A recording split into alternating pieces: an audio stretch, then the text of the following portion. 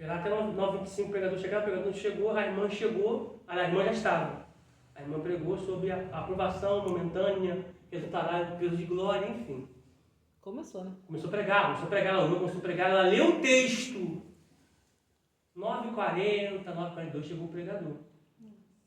A gente, pregador, chegou. Vou passar a palavra para ele. Ele, se é uma pessoa ética, fala, irmão, paz. Aconteceu imprevisto, não deu para chegar, acontece. Retornar a palavra para a irmã, que já começou a ler, já começou a pregar. Sabe o que ele fez? Irmão, amém, Pai do Senhor. Não sei onde a irmã abriu o texto, não, mas eu vou pegar o que Deus botou no meu coração. Abre então. Nossa, horrível, que situação. Bebe água. Beber água. Essa situação está agarrada, né? Vai sair em nome de Jesus. Enfim, então não é ético fazer isso, entendeu? Então sempre esteja preparado, sempre. Se Deus falou assim, Vânia, você vai pregar hoje. Não, o Espírito testifica. Vânia, o Eduardo vai pregar hoje. Eduardo fala assim, ó, já sabia. Com ele acontece Já isso. aconteceu isso. Amém, pastor. Isso aí. O Espírito testifica, gente. Já aconteceu isso comigo. Deus, Em casa, porque eu sempre me preparo uma palavra. Eu falo, Sempre. Senhor, se o Senhor me der a oportunidade, eu estou preparada. Nunca. É. Oh, meu Deus, pastor. Não. Em Apolo, manda a que eu gente executo. foi para Apolo, chegou em Apolo, lá o pastor falou na hora que eu ia pregar, eu falei, eu já sabia. Eu vou em lugares, até de prova, eu vou em lugares, ministério lotado, igreja lotada. Visitante. Fala assim, ó, eu vou pregar, hein? Sério, meu filho? Sério. Deus deu a palavra já? Daqui a pouco disse ao pastor, queria convidar o senhor para a tribuna. O Espírito me orientou que o senhor vai pregar hoje, tá, pastor? Eu falei, amém. E pregar, e Deus tocar na igreja, tocar em vidas, porque o Espírito testifica. Então, sempre preparado. Não, mulheres que não vão trabalhar sobre isso. Para você não se sabotar. Porque se você foi confiado na palavra, diz a Bíblia, tudo que vier na sua mão para fazer, faça. Porque Deus não viu a palavra chegando, Deus viu a conclusão. Quando chega para você fazer e você não faz, e se alguém é para ser alcançado dentro da permissiva de Deus por aquela palavra e não vive de você porque você rejeitou, isso vai ser cobrado. É verdade. Entendeu? Então tudo que vier na sua mão para fazer, faça. Porque Deus botou o assunto do pastor, porque não é o pastor que quer que você faça, é Deus que quer que você faça. Tá? E uma, assim, é Não, muito deixa interessante o que Deus está falando, para testificar aqui a fé, né? Quando Deus tinha me revelado, que Deus tinha usado um profeta para me revelar que o meu chamado não era em louvar, era pregar, era na palavra. Pastor, na madrugada, Deus me dava tudinho e falava assim, pega o telefone. Eu pegava o celular e ele me dando e eu falando. Hoje eu estou agradecendo a Deus porque eu estou vendo que eu não estou errada. No meu celular e aqui dentro da Bíblia está cheio de esboço. Isso é bom. Porque sempre vai acontecer que você for pregar, ser chamado, para testificar, você ter algo preparado, que vai para a cidade da igreja, que vai para a cidade da igreja. Porque o culto te mostra a linha que ele está indo. Por isso eu sempre gosto de chegar... devagarzinho, desculpa. O culto te mostra a direção que o Espírito está conduzindo. Portanto, eu particularmente não gosto de chegar atrasado. O pregador veio pegar 9, o pregador chega 15 para as 9, 8h30. Não, eu gosto de chegar ao culto, começando, a oração e tudo mais. Sobre o que o senhor estava falando Desculpa, gente. sobre palavras que às vezes a gente auto se sabota de palavras. Isso Eu aí. tenho o costume de falar uma coisa, até é bom estar entrando nisso, que Camila Barros fala muito assim, se tá com medo, vai com medo mesmo. Eu tenho esse costume de falar, eu tô me auto-sabotando quando eu falo isso. Eu tô com medo de pregar, mas eu vou com medo mesmo. Sim. Ou seja, você está se auto-sabotando. Não quer dizer, o que acontece? Não é se auto-sabotando. Quando você está com medo, e depende muito desse medo. Pode ser o medo. Pode ser medo por não se achar capaz. E pode ser medo de não conseguir. Eu vou pregar, mas eu vou ir assim, não sei se eu vou conseguir. Aí já é sabotação. Ou seja, quando você tem um medo, aí já é um tremor, já é respeito. Porque até hoje, para subir em qualquer tribuna, para pegar qualquer microfone, eu pego há 27, 28 anos, a minha perna treme. Frio na barriga. Sempre. Sempre. Os meus primeiros 5 a 10 minutos é só misericórdia. É assim mesmo. A barriga fica borbulhando, mas eu vou. Por quê? Porque tudo que vier na sua mão para fazer, faça. O que você não pode fazer, eu não vou fazer porque eu não tenho capacidade de fazer isso, de pregar. Se pregar não é dom, pregar é talento, e pregar é ordem, é mandamento. Então tudo que vier, faça. E quer uma nota aqui? Não pense que pregação tem que durar 1 hora. Não pense que pregação tem que durar 1 hora, 40 minutos, meia hora. Se Deus te der 10 minutos, pregue 10 minutos. Mas pregue 10 minutos de Bíblia. Porque, irmão, ser sincero, vocês também já passaram por isso. Você sabe como o pregador está no espírito, e quando você aí, ó, está na carne, não é que ele está falando besteira. Não. Tu vê que a expressão não é essa. Ele está no engodo, está enchendo linguiça. É isso aí. Sabe? Ele sabe. Você sente. Ai, Jesus! Jesus. Meu Deus, o homem bateu com a cara na janela. Gente, você talvez recebeu um susto igual as irmãs aqui.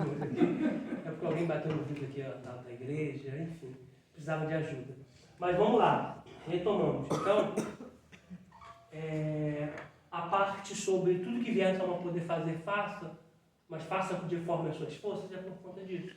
Então, sempre preparado, sempre com algo pronto para poder ministrar, tá bom? A palavra, gente, o perito que eu quero falar aqui, isso aqui é muito profundo para poder acabar aqui. O que acontece? São remadores. Alguém já viu aquele filme medieval, aqueles filmes antigos, que só aparece de buraquinhos com os remos aparecendo? Então, isso é um perito, são ministros. São pessoas que remam para uma direção, para um ideal, para um objetivo. Quando a Bíblia diz que nós temos que ser ministros, ou seja, a igreja tem que remar para uma direção. O departamento tem que remar para uma direção. Se alguém remar para frente, outro remar para trás, outro para a direita e outro para a esquerda, não sai do lugar. Por isso que você tem que fazer com que os seus liderados tenham a sua visão e tenham a sua linha de comando, para que você consiga romper. Então, o pereta são ministros que remam para uma direção. Então, a igreja ruma para uma direção. Tá bom? E é onde entra a comunhão. Sim. Porque não adianta você ter visão, os pastores ter visão e os outros não querer remar para o outro lado. Então tem que todo mundo para o mesmo caminho, para a mesma direção. Muito importante o que você falou. Nesses filmes medieval que falam sobre esses pereta, esses remadores, você não vê os remadores vendo o capitão. O capitão só grita, remem! E todos para a mesma direção. Só que não adianta eu remar para frente, Isaías para a direita, o Anderson para a esquerda e a Eduardo para trás. Temos que remar para o mesmo alvo. As coisas só vão avançar, aí onde entra a comunhão. As coisas só vão acontecer se a gente remar para a mesma direção. Porque se tiver divisão, a embarcação não chega no lugar. Se não tiver a comunhão, não chega. Se não tiver a voz de comando, não chega. Tá? Então o pereta é isso. Tá? Então palavra tem poder. Tá? A gente vai ver agora Provérbio 18, 21. Provérbio 18, 21. E a gente conclui a nossa introdução. Nossa próxima aula, apostila, tá, gente? É o que eu estava falando com o Anderson no carro agora. São coisas que não estão na apostila. Não é desfazendo o nosso material, nossa mantenedora, não, pelo amor de Deus. Nosso material é muito bom, porém a nossa apostila ela é crua. Isso aqui são temperos que não tem nela. Tá? Isso que foi acrescido aqui, que foi acrescentado nas outras aulas, são coisas que não tem na nossa apostila, que são introdução para a nossa matéria. Mas a gente vai fazer uma reuniãozinha aqui, para poder escrever um quadro aqui, tudo que foi falado na introdução, refalar de novo, tá? Para que a gente possa escrever aqui no quadro. Provérbio 18, 21.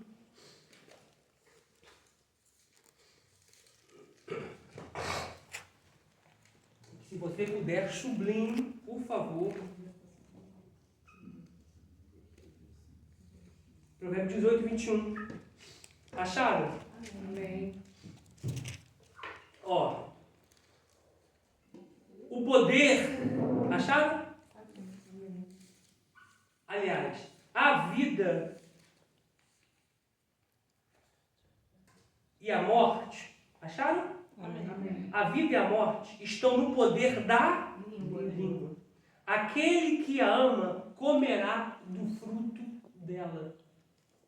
Então, ou seja, eu tenho que ser sábio com as minhas palavras. Ou se você puder pontuar isso, pontue na sua Bíblia ou no seu caderno. Eu preciso vigiar com a minha língua. É tanto vida e morte, mas também abrange outras coisas, nós não vamos entrar nesse assunto. Por exemplo, Miriam falou de Moisés. Eles ficaram 7 dias sem avançar.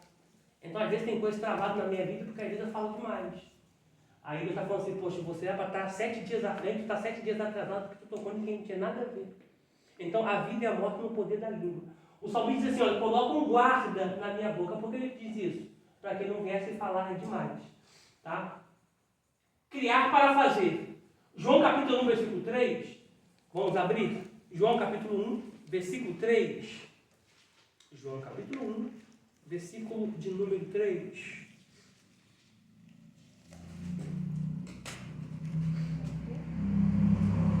João capítulo 1, versículo 3.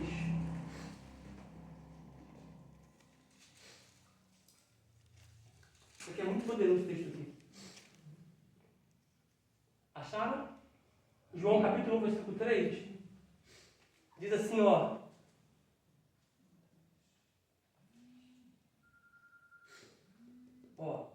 Todas as coisas foram feitas por Ele.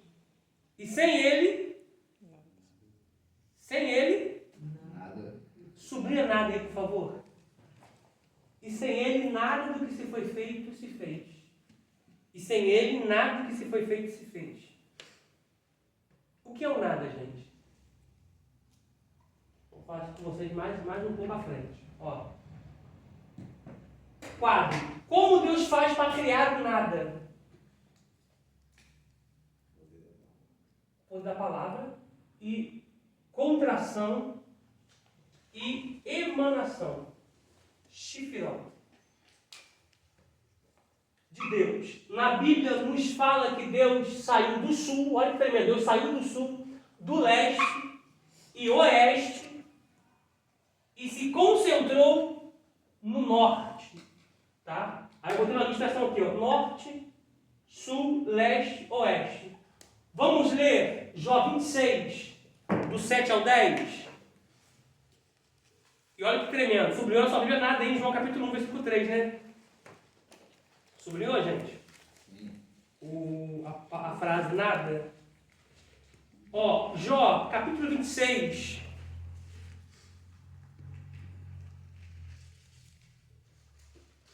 Jó 26, do versículo 7 ao 10.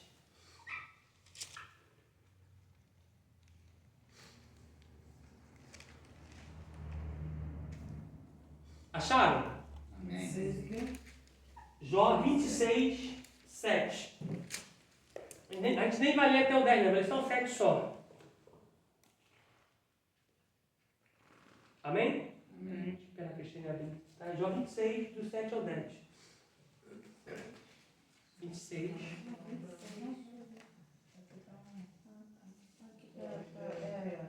Às vezes as páginas são bem fininhas. Acaba dando uma folha na outra. 26, do 7 ao 10. Ó, diz assim. O norte estende sobre o vazio. Sublinhe, por favor, o norte. Na sua Bíblia, o norte. Amém, pode ir. Sublinhe, por favor, o norte se estende sobre o vazio. Na Bíblia de vocês.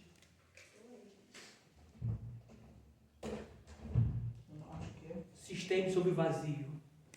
A parte inicial do versículo 7, do capítulo 26. O norte se estende sobre o vazio. Suspende a terra sobre o nada. Sublinha aí. Sublinha o texto todo, por favor. Suspende a terra sobre o nada.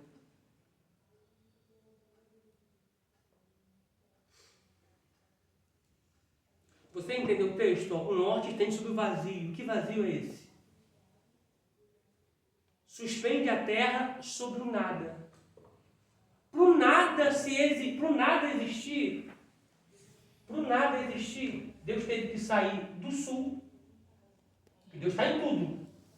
Deus teve que sair do sul, Deus teve que sair do leste, teve que sair do oeste e se concentrar no norte, na parte mais alta do Eporano, do céu, para que nada pudesse existir. Deus se contraiu, Deus se contraiu para depois emanar. Por isso que até hoje a ciência não conseguiu medir o mundo. Porque está sempre em expansão, na velocidade da luz. Quando eles tentam chegar lá na frente, Deus já está a milhões de quilômetros na frente. Porque Deus se contraiu no norte para poder criar o nada. Então, quando você usa essa expressão, antes de mais nada, alguém já usou isso? Já ouviu? Essa expressão não existe. O único que pode dizer essa expressão é Deus. Porque antes de nada, Deus é tudo como é tudo até hoje. Mas até com nada existir, Deus fez que o nada existisse. Porque Deus é tudo. Então, o que é nada é a ausência de Deus. Então, nunca diga que você não tem nada, eu não tenho nada. Faça igual aquela mulher. Por mais pouco que eu tenho. Porque Deus nunca precisa de muita coisa para poder fazer. Vamos lá, observação. Neste texto temos a descrição do monte de Deus, que é a parte do norte, a parte mais alta. Tá? Lembrando aqui, Deus agora não está falando do norte, ele está em tudo novamente, porque Deus é tudo. Tá? Deus está em tudo. Tá? João capítulo 3, 16 diz que porque Deus amou o mundo. Tá? O mundo aqui, gente, é cosmo. Tá?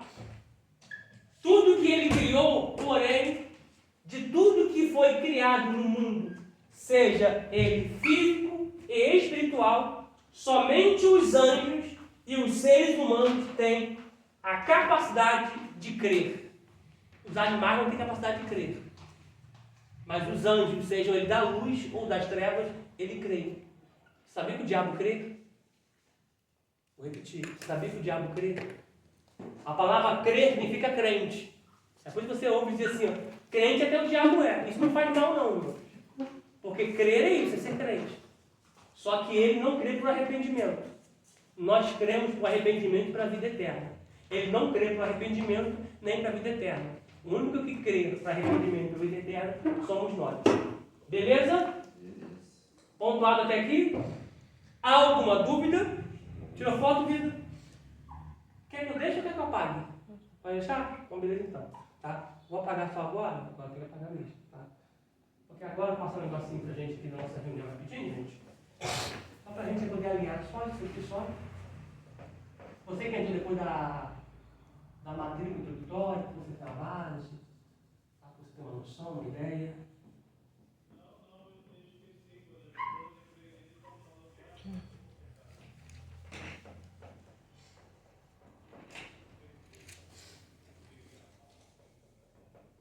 Acho que esse versículo aí que o senhor falou do próximo estudo é para ser no sol, tem que ser tipo 3 linhas, 4 linhas. Não, você vai trazer de cabeça. Então, de cabeça vai ter que ser tem que ser longo não, né? Ah, Eduardo, vida. Não, porque achei que era muito capiciosa. Por exemplo, pastor, decorei um texto, qual? Jesus chorou. Não, aí também não. Aí também não. Ó, pelo menos, gente, a princípio, pelo menos 3 linhas. Assim, de Bíblia. Amor, eu acho que, tipo assim, não tem Depende como da falar tradução, né? linha, porque depende da tradução. Às vezes vai ter 2 linhas, vai ter uma, vai ter verdade. 3, então não tem como. Mas Ajudei, hein? me surpreendo, tá, Tá gente? bom, pode deixar. Tá? Tem um que eu gosto muito. Não. É conhecido? Não, é do lado de Apocalipse. Não é tão conhecido, não. Então tá. É outro. É isso. Você tem que trazer texto bíblico que eu não conheça. Tá bom. Não tem como. Até Não, mais mas você não. conhece. Aqui não, tô brincando. Mas texto que não seja conhecido, não que você decore. Tá? Tá? Você vai ser bênção. Após você fazer isso, você pode fazer isso como um exercício Sim. diário da sua vida. Quer ver aqui? Alguém consegue soletrar os 66 livros da Bíblia? Eu já tentei várias vezes, mas. Não, me lembro que você vai conseguir. De Gênesis até Apocalipse. Não, me lembro que você vai conseguir. Tá? Você é professor, aí a esposa para ele, isso é mais fácil, né? De educação física. Não, mas ele leu bastante livro, leu bastante coisa. Aqui, o que acontece? Até mesmo. Só de livro. Até mesmo. A gente fala muito de pecado. Mas a gente não consegue guardar os 10 da tábua. Você guarda mesmo? Mandamento. A gente fala muito de pecado, né? Só que a gente não consegue guardar os 10 da tábua, os 10 mandamentos, o decálogo. Só que são 613.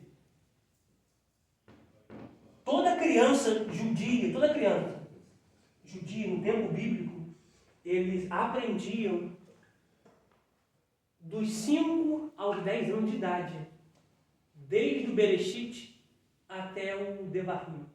Eles aprendiam Gênesis, Êxodo, Números e Deuteronômio.